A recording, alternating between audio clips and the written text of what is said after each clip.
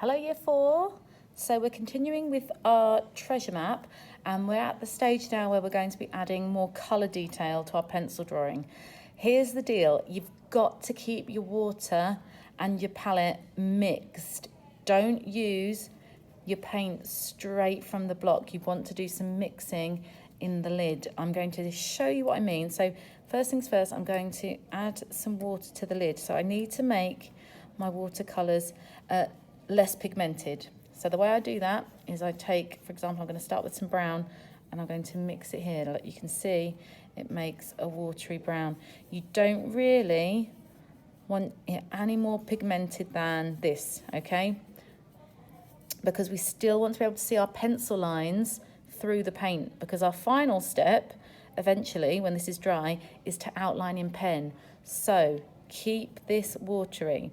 And I'm going to show you a technique where you pick out the shadows of an object. So we're just going to paint one side. So for example, now this is an oldie worldy map, so a lot of this is kind of got a brown tinge to it. So I'm actually going to use this brown paint in a few areas, and I'm using it on one side of my observatory, and then I'm going to be adding some to my castle. So I'm going to be consistent in that I'm just going to use it kind of sparingly, just to show almost like the edges. And I'm being consistent in that I'm always putting it on this like left hand edge. Okay, now when you're doing this detail, you don't need to fill up the whole picture. You just fill up one side, and then I'm going to clean my brush just with regular water, and with my wet brush I'm going to just blend my pigment across, okay? And I'm going to do the same with the castle. I'm just going to blend the pigment across, and you can see all of my pencil detail is still visible. If I was using the paint straight from the block, let's do an example.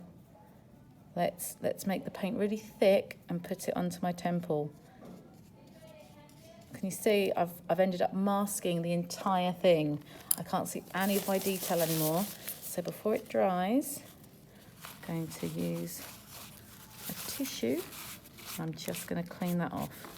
Okay, so I did that on purpose, obviously, to show you what not to do. So the point here is keep your watercolours diluted, and that's what your lid is for, really.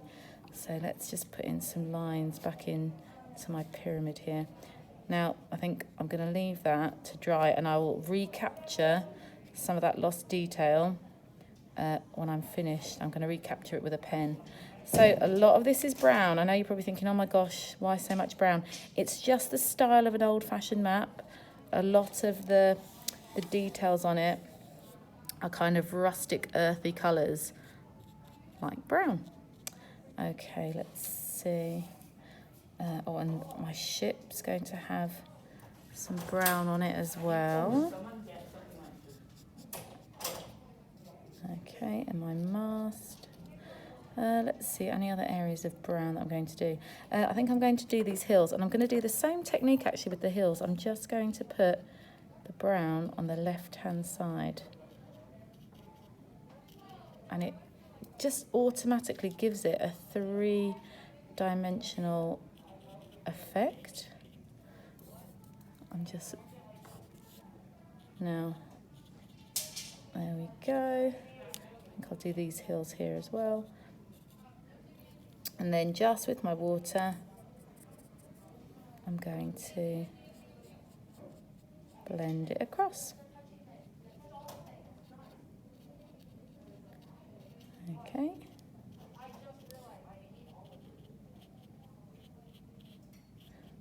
Now, a lot of these details you can go over with a coloured pencil at the end, just to re-establish any fine outlines that you want to kind of pencil back in. All right then, so I've done a lot of elements there. I'm going to use some white now, actually. when you're using whites, quite often you'll find the last person who used the palette may not have cleaned it off very well. So the first thing I'm going to do is activate the pigment with some water, and whilst it's activated, I'm going to just swipe the top, and that should get rid of a lot of the impurities that might be in there. So I'm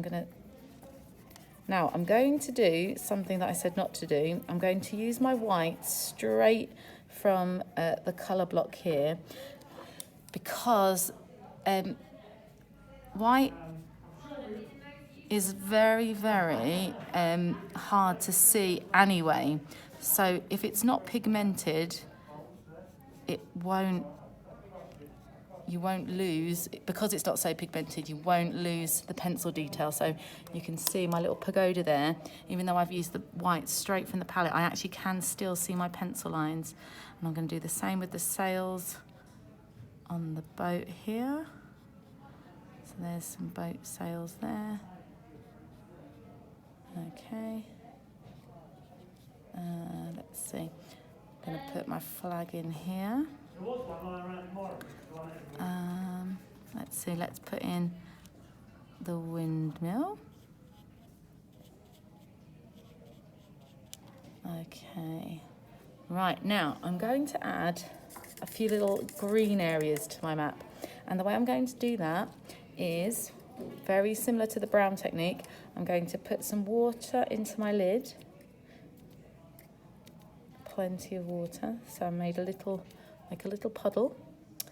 And then I'm going to take this lighter green, I think, and I'm going to make a very watery green, okay? And I'm going to be putting this over, let's put it over the forest here. So I'm just making a little green patch here. Might make a few little green patches near my mountain range. So let's have a patch there, a little patch of green there. Let's have some green around here. So we're just putting in a few areas of green, really watery and really subtle. Okay, let's see. Yeah, let's put that there. And oh, let's not forget this island over here. Okay, let's see, or maybe a little bit of green on this island down here. And actually these tents, I want them to be white as well. So I'm going to use my white from here, and I'm going to add it to my tents on the island. And like I said, white is kind of the exception to the pigment rule, because it's so unpigmented in terms of a shade of colour. You can actually get away with painting it straight on, and you can still see your pencil detail underneath. Let's see, and I think I'm going to do some brown on my compass. Let's do some brown on here. Now, all of this is going to get a more detailed pen outline eventually, but for now, I'm just kind of putting in a little bit of colour with watercolour paint, and the finer details I can pick out with a pen. Right, I'm going to leave this at this stage to dry, and then I'm going to show you the next video where we're going to add in some more of the finer details. All right then, bye.